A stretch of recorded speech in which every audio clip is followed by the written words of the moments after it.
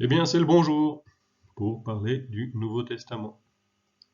Nous avons vu que l'homme peut aller vers Dieu grâce à sa raison, que Dieu vient vers l'homme car cela n'est pas suffisant, que la parole de Dieu doit être lue et comprise, et ensuite on a regardé l'Ancien Testament. Voilà. Maintenant, nous allons nous concentrer sur le Nouveau Testament. Donc, comment se révèle Dieu dans le Nouveau Testament?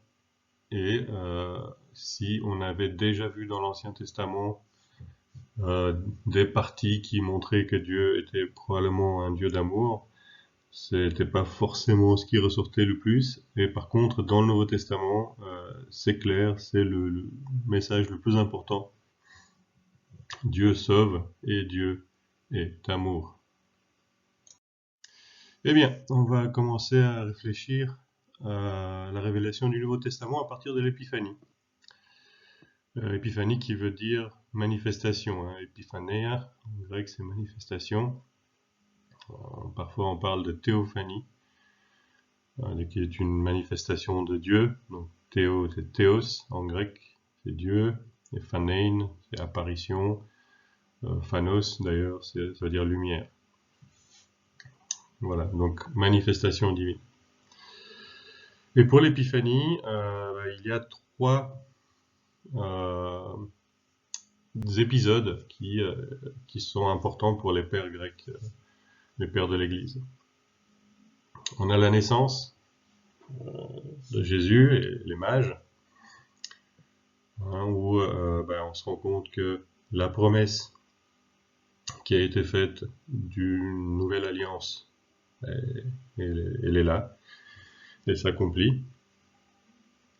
Le baptême du Christ et sa reconnaissance par le Père, où on a déjà une vision de la mort et de la résurrection du Christ, et là on se rend compte qu'on est vraiment dans l'amour le plus pur, donc on est vraiment dans un Dieu d'amour. Ça c'est vraiment la révélation chrétienne. Et puis les noces de Cana, où finalement on se rend compte que toute la création est recréée, on va dire. Et donc Dieu est effectivement universel pour toute la création et pour tous les temps. Donc c'est pas seulement un Dieu pour un peuple précis, mais c'est bien un Dieu pour toutes et tous de tous les temps. Voilà. Alors, aujourd'hui, en Occident, ce sont surtout les rois mages qui sont fêtés pour l'épiphanie. D'accord, vous connaissez tous la galette, hein. On a une photo ici. Donc ça, c'est pour fêter les, les rois mages. En Orient, pendant l'épiphanie, on va surtout aujourd'hui fêter le baptême du Christ. Voilà. Mais initialement, l'épiphanie, c'était la naissance et les rois mages, le baptême et la reconnaissance du Christ par le Père, et les noces de Cana. Donc on va essayer de partir sur ces trois points pour comprendre qui est le Dieu chrétien. Bien, on va commencer par la naissance, avec une icône, l'icône de la nativité. Alors une icône c'est une peinture, alors on dit qu'on écrit une icône, parce que l'icône c'est plus une prière qu'une peinture, non seulement parce qu'on prie pendant qu'on peint, mais aussi parce qu'elle a une structure très chargée symboliquement. Donc on va essayer de regarder ça. On a la ligne du haut qui va représenter le ciel, la ligne du bas qui va représenter la terre, la ligne du milieu qui est celle qui va faire le lien entre le ciel et la terre. Voilà, si on prend la ligne du haut, on a Dieu au milieu, hein, on a cette chose bleue foncée comme une abîme qu'on peut représenter.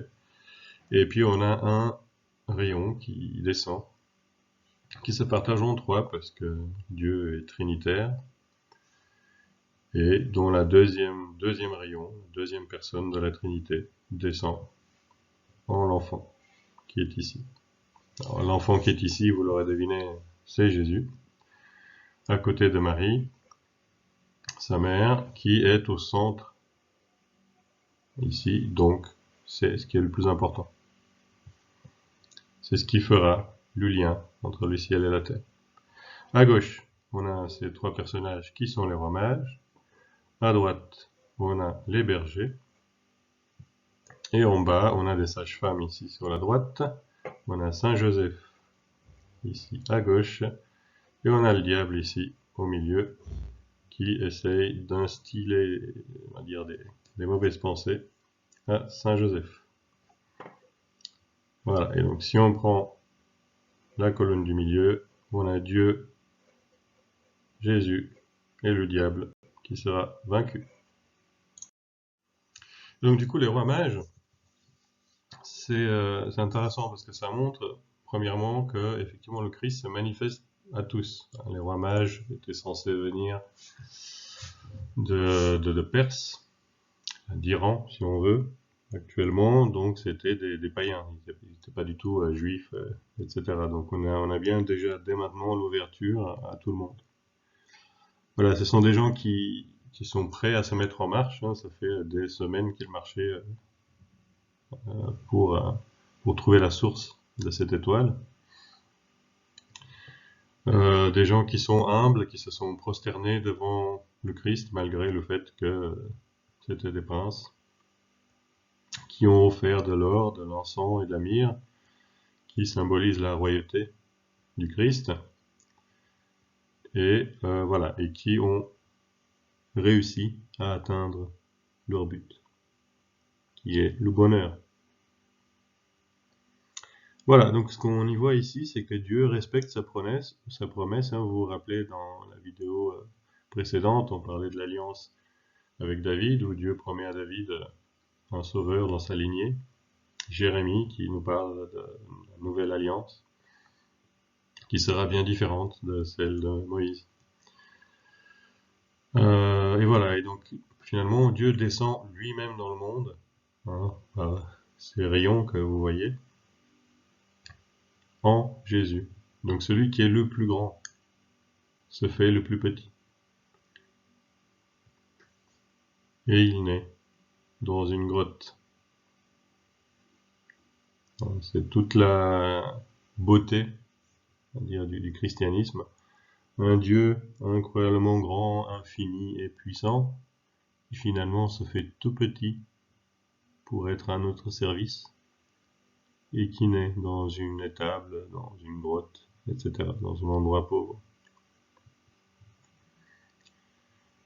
Et c'est à travers cela que Dieu propose une alliance définitive à l'homme, en descendant lui-même dans notre humanité. Finalement, c'est en Jésus-Christ qu'est la nouvelle alliance. Le deuxième point, après la naissance, c'est le baptême. Donc là, on a une icône de baptême. Alors, sur la gauche, ici, nous avons Saint Jean-Baptiste. Et d'ailleurs, on a cet arbre ici, hein, c'est l'arbre de la connaissance du bien et du mal, à cause duquel le péché est entré dans le monde.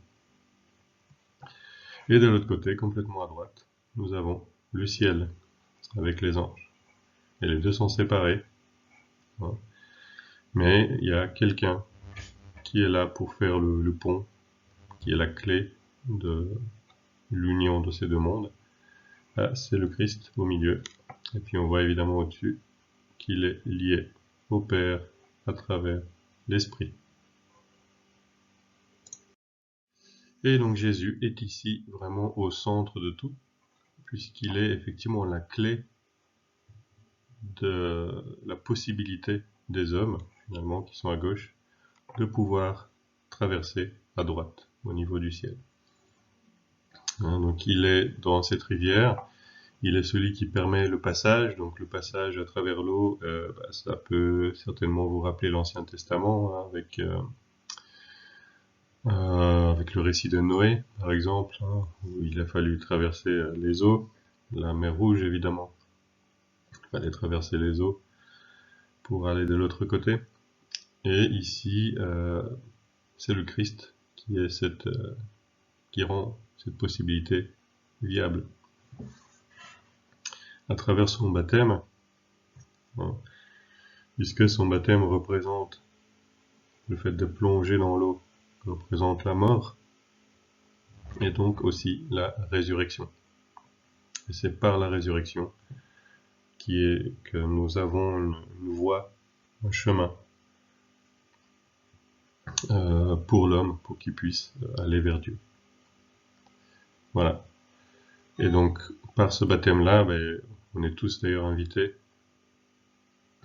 à notre propre baptême, à mourir à notre péché, pour renaître à une nouvelle vie. Et enfin, la troisième épiphanie, c'est les noces de Cana. Les noces de Cana, si vous vous rappelez l'histoire, alors Jésus et Marie étaient allés à un mariage à Cana, et puis les gens, donc on a ici les gens qui sont à gauche, commençaient à manquer de vin. Ici on a les serviteurs à gauche, à manquer de vin, et Marie qui est au centre, en bleu, demande à son fils, et Jésus, à droite, en rouge, d'intervenir. Hein, donc on a encore une fois la terre, l'humanité, les hommes. D'un côté on a Dieu, et puis au milieu, il y a quand même quelque chose qui est intéressant, c'est que on a l'intercession de Marie, puisque Marie demande à son fils de faire quelque chose. Son fils dit d'accord, puisque tu me le demandes, je vais le faire. Voilà, donc ces noces de Cana sont, en tout cas chez Saint Jean, le premier miracle, donc le premier signe. On ne parlait pas de miracle, mais de signe dans les évangiles de Jésus. Et ça représente finalement un mariage, donc l'union entre le ciel et la terre, les noces, peut-être entre notre propre âme et Dieu. Et si vous vous rappelez de la dernière vidéo, ça va certainement vous rappeler le Cantique des Cantiques, où on avait cette idée d'amour entre un amant et une aimée.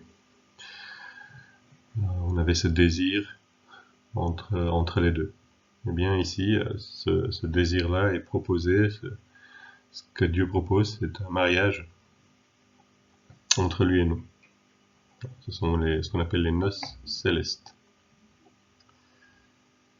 Voilà, et bon, pour que l'union se fasse, il manquait du vin, et ce vin arrive par le Christ. Alors ce qui est intéressant, c'est qu'on a 6 jarres, hein, donc on voit un certain nombre de jarres ici et là. Il y a 6 jarres, et ces 6 jarres symbolisent les 6 jours de la création, hein, qui se transforment en vin. Donc l'eau se transforme en vin, le vin étant évidemment aussi le sang du Christ. Donc c'est à travers son sang, sa mort et sa résurrection, son don total, qu'il y a ce renouvellement. Et ce renouvellement, c'est un renouvellement total, puisqu'on parle des 6 jours de la création, donc c'est l'ensemble du monde qui est recréé à travers cette nouvelle alliance. Cette alliance qui, du coup, ne s'adresse pas seulement à un peuple, mais à l'ensemble de la création. Voilà. Et cela nous rappelle aussi l'Eucharistie, hein, le dimanche à l'église, où nous sommes aussi invités à nous unir au Christ, hein, en attendant pour chacun de nous que l'heure vienne où l'on soit dans les vraies noces célestes avec lui. D'ailleurs, aujourd'hui, on va parler des noces de l'agneau à la messe avec la nouvelle traduction du missel.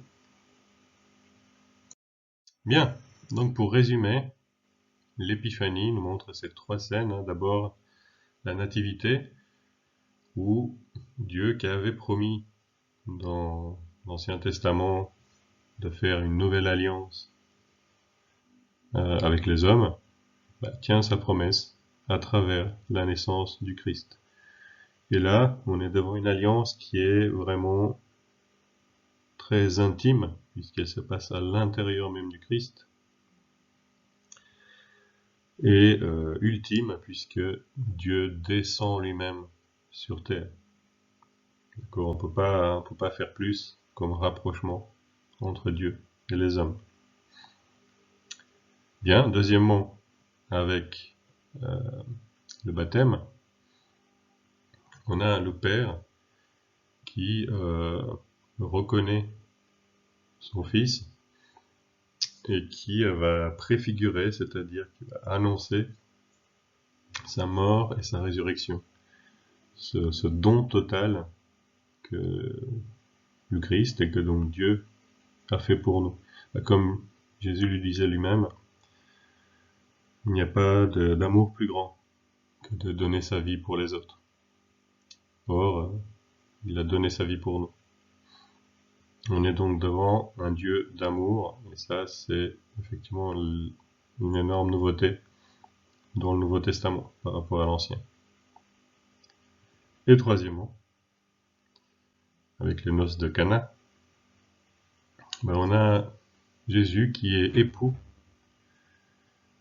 qui est aimant, évidemment, donc il y a toujours l'amour qui revient ici, l'amour entre l'époux et l'épouse. Et il y a l'idée de création, de recréation, et de la création tout entière. Donc on est devant un Dieu qui est absolument universel, à la fois dans le temps et dans l'espace, et pour toute la création. Et donc évidemment pour tous les hommes. Donc on n'est pas devant un Dieu qui est spécifique à un peuple spécifique. Donc ça c'est aussi quelque chose de nouveau par rapport à l'Ancien Testament, où Dieu est le Dieu d'Israël. Voilà, donc dans le Nouveau Testament, on a vraiment ces trois points qui sont extrêmement importants par rapport à l'Ancien Testament. D'abord, le fait que Dieu ait tenu sa promesse dans l'Ancien Testament et ait mis en place cette alliance à travers Jésus, qu'il soit amour pur et puis qu'il soit ouvert à la création entière. Voilà. Bien, dans les prochaines vidéos, on essaiera de réfléchir un peu plus à finalement qui est vraiment ce Jésus-Christ, qui est quand même le centre du christianisme.